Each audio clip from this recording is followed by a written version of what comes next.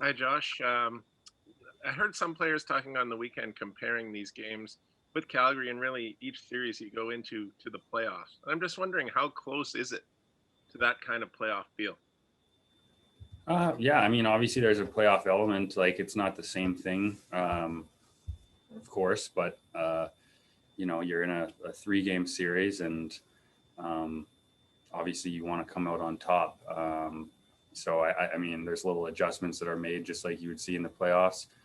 It's not like I said, it's not quite the same, obviously, but there's some elements that are similar, and I think especially when you get into the three-game series, you know, where you have a split down the middle through the first two, you want to, try and win the third game and feel good that you won the series, so to speak. Alrighty, we'll go next to Jeff Hamilton from the Winnipeg Free Press. Go ahead, Jeff.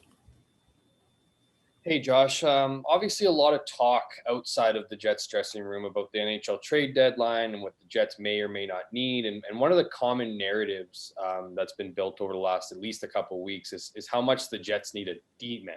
And, understanding that this is obvious, you obviously have respect for your own defensive group, but also that this is a business. I'm just kind of curious what, if any of that kind of noise, do you hear any of that noise outside the locker room? And if you don't, and even if you do, how do you kind of make sense of that, and how do you see the situation for the Jets?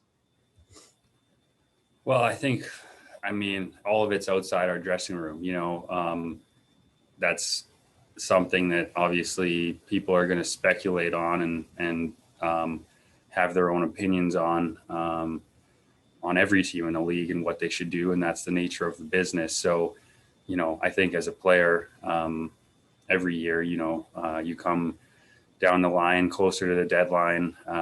There's speculation, and I mean, everyone hears about it. It's impossible not to, especially, we play in Canada. So, you hear about it on TV or in different ways. But I think what, it's key as a player is to try and block that out. It's out of your control. And I think those things are often speculation based on, people outside the organization. And as a player, you just, your job is to play the game and be ready to go and, adjust on the fly to whatever happens. So, we hear it. It's impossible not to, but, that's way outside our job description. And our job is to, go out there every night and try and, get 2 points in big games here coming down the stretch. And that's all you can do.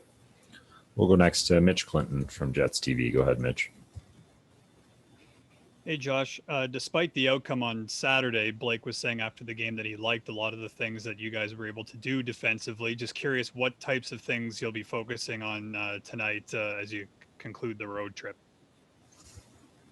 Yeah, I thought so too. I mean, it's been the first two games were good, hard games. I mean, we managed to pull away in the first game, on the power play and later on in that game. But, both teams, I think, are playing really hard. And anybody that, has seen success in the playoffs around the league over the length of time, forever, I think, but especially, in recent memory, you win in the playoffs with good defensive hockey. And that's what we're trying to continue to work on every day and in preparation to, put ourselves in a spot to make the playoffs, and then obviously prepare to have a game that's solid, when that time comes around. So, both teams, I think, are committed to playing hard defensively. It's been a hard couple games, and, it's been fun hockey to play. So, I like what we did in a lot of that game. And, tonight we're going to have to bring even more intensity and another level, and we know they're going to do the same. So it should make for a fun game. Go next to Kelly Moore from CJOB. Go ahead, Kelly. Thank you, Gregor. Good afternoon, Josh. When you guys started this stretch of 12 out of 14 games on the road 26 days ago, you were 9 points back of Toronto for first place. So if you went back 26 days and I said, Josh Morrissey, if you could come out of this road trip just 2 points back of Toronto with a winning record, And with your lineup, thanks to Logan Stanley being able to seamlessly replace Nathan Beaulieu, so with your lineup intact, would you have taken that? And does that also kind of indicate how good you guys have been through a incredibly demanding stretch? Yeah, I don't know. I think we probably would have said, well, we'd love to, I don't know, win more games or be in a higher spot, but we've played really well in a tough stretch against good teams. In a tough schedule, not a lot of rest, obviously a lot of games on the road. So, I think there's a lot of things that we've improved on in our game over that span. I think sometimes getting on the road can be a good thing in the NHL. You try to play a simplified game, a greasy road game, so to speak. So I think we've made a lot of strides in the course of those games, and we're definitely happy with the improvement and happy with how we've been able to handle the tough schedule. But we got a big one here tonight to finish off this trip, and we're completely focused on this game tonight. We're not satisfied with how well we've done so far, or sort of the light at the end of the tunnel of the road trip. We're focused on tonight's game, and we need to bring our best because we know they're going to bring their best. And final question to Jeff Hamilton from the Free Press. Go ahead, Jeff.